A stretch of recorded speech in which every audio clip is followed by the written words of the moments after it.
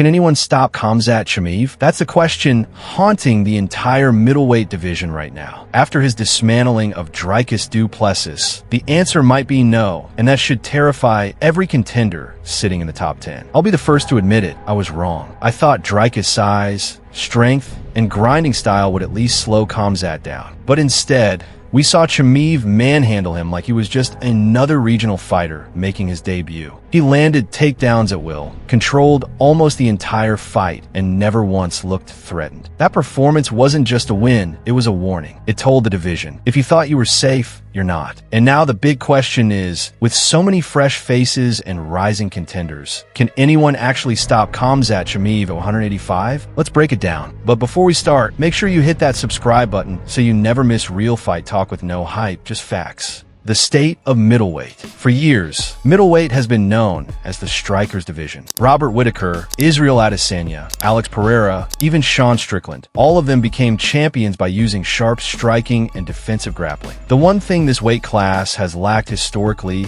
is dominant, suffocating wrestlers. And that's exactly why Khamzat looks like such a nightmare. But it's not like the division is weak. In fact, middleweight right now might be the most exciting it's been in a decade. New contenders are rising quickly, the old guard is fading, and stylistic matchups are everywhere. At the top, Nassourdine Imavov and Kaio Borralho are scheduled to fight in what looks like a title eliminator. Reinier de Ridder has entered the UFC with his 6 feet 4 inches frame and elite jiu-jitsu. And Anthony "Fluffy" Hernandez has quietly put together one of the best win streaks in the division. So, the talent is there. But the real question remains, do any of these guys have the specific tools needed to stop Chimaev's relentless pressure? Breaking down the contenders. Let's start with Imavov, one half of the big middleweight showdown. Born in Dagestan, but raised in France, he's a slick striker with excellent footwork and precision. His knockout of Israel Adesanya earlier this year sent shockwaves through the sport. He's got clean combinations, sharp counters, and the confidence to exchange with anyone. But here's the problem. Striking doesn't stop Khamzat. Imavov hasn't faced a grappler anywhere near this level. The best submission threat he's seen is Brendan Allen, and even in that fight, Allen took him down almost immediately. Imavov did a good job recovering and sprawling on later attempts, but Khamzat isn't Allen. He doesn't shoot lazy singles. He drives through you,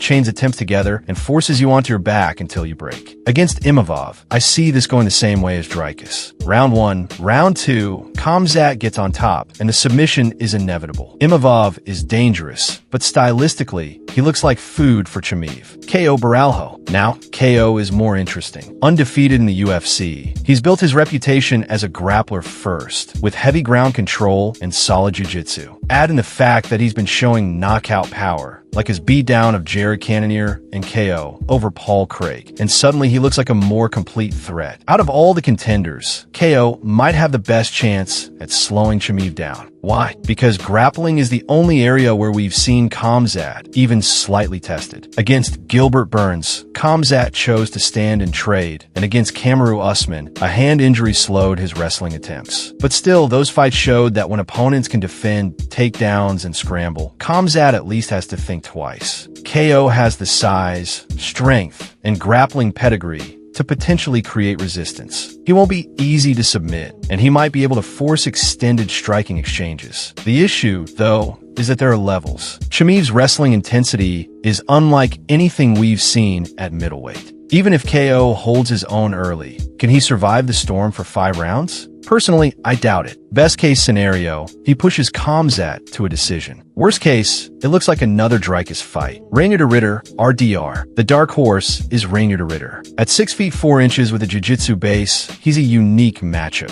He's already beaten Robert Whittaker and has a long list of submission wins from his 1 championship days. On paper, he's exactly the type of fighter you'd want to test Khamzat. Long, tricky, and dangerous off his back. But here's the reality. RDR's wrestling isn't elite. He's been taken down before, and even against Whittaker, most of his success came after hurting Rob on the feet first. His striking, while awkward and effective at times, is slow compared to the elite middleweights. And if Khamzat gets on top, being comfortable off your back doesn't mean you're winning. It just means you're surviving. I could see this fight going two ways. Either Khamzat suffocates him for a dominant decision, or he surprises everyone by knocking RDR out on the feet. Because honestly, RDR's striking defense is too porous, and Chimaev's hands are underrated. Last but not least, Anthony Hernandez. Fluffy has been one of the most exciting fighters at middleweight recently. 8 wins in a row, violent finishes, and cardio for days. He's well-rounded,